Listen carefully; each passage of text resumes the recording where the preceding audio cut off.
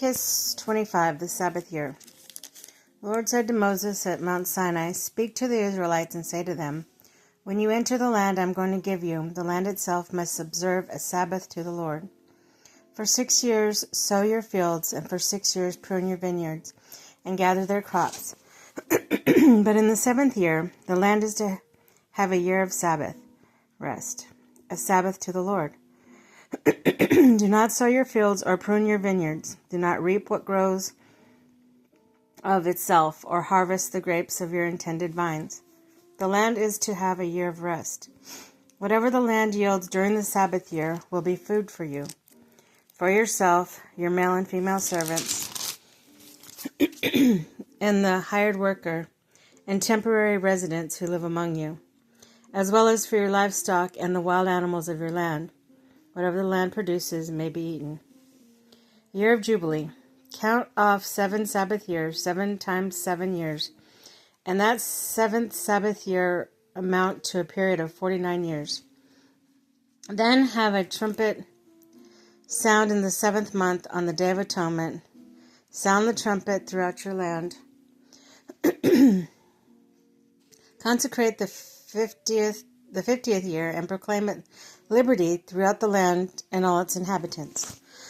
It shall be a jubilee for you. Each of you is to return to your family property and your own clan. The 50th year shall be a jubilee for you. Do not sow and do not reap what grows of itself. Harvest the unintended vines. For it is a jubilee.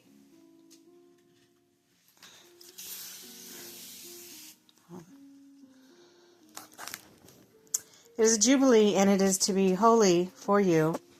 Eat only what is taken directly from the field. In this year of jubilee, everyone is to return to their own property. If you sell land at any of your own people or buy land from them, do not take advantage of each other. You are to buy your own people on the basis of the number of years since jubilee, and they are to sell to you on the basis of numbers of years left harvesting crops. When the years are many, you are to increase the price, and when the years are few, you are to decrease the price, because what is really being sold to you is the number of crops. Do not take advantage of each other, but fear your God. I am the Lord your God. Follow my decrees, and be careful to obey my laws, and you will live safely in the land. Then the land will yield its fruit, and you will eat your fill and live there in safety. You may ask, what will we eat in the 7th year if we do not plant or harvest our crops? I will send you such a blessing in the 6th year that the land will yield enough for 3 years. While you plant during the 8th year, you will eat from the old crop, and will continue to eat from it until the harvest of the 9th year comes in. The land must not be sold permanently, because the land is mine, and you reside in my land as foreigners and strangers. Throughout the land that you hold as a possession, you must provide for the redemption of the land. One of your fellow Israelites becomes poor and sells some of the property. Their nearest relative is to come and redeem what they have sold. If, however, there is no one to redeem it for them, but later on they prosper to acquire sufficient means to redeem it themselves, they are to determine the value of the year since they sold it and refund the balance to the one whom they sold it. They can then go back to their own property. But if they do not acquire the means to repay, what was sold will remain in the possession of the buyer until the year of Jubilee. It will be returned in Jubilee, and they can then go back to their property. Anyone who sells a house in the walled city retains the right of redemption a full year after its sale. During the time the seller may redeem it, if it is not redeemed for a full year has passed, the house in the walled city shall belong permanently to the buyer and the buyer's descendants. It is not to be returned in the Jubilee. But houses in the village without walls around them are to be considered as belongings to the open country, and they can be redeemed, and they are to be returned in the Jubilee. The Levites always have the right to redeem their houses in the Levitical towns which they possess. So the property of the Levites is redeemable, that is, a house sold in any town they hold, is to be returned in the Jubilee. Because the houses in the towns of the Levites are their property among the Israelites, but the pasture lands belong to their towns must not be sold. It is their permanent possession. If any of your fellow Israelites become poor and are unable to support themselves among you, help them as you would a foreigner and a stranger, so they can continue to live among you. Do not take interest or any profit from them, but fearing your God so that they may continue to live among you. You must not lend them money at interest or sell them food at a profit. I am the Lord your God, who brought you out of Egypt to give you the land of Canaan and to be your God. If any of your fellow Israelites become poor and sell themselves to you, do not make them work as slaves.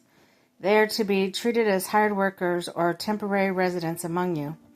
They are to work for you until the year of Jubilee, and then their children are to be released, and they will go back to their own clans and to the property of their ancestors. B.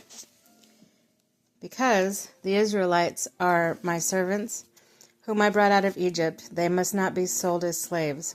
Do not rule over them ruthlessly, but fear your God.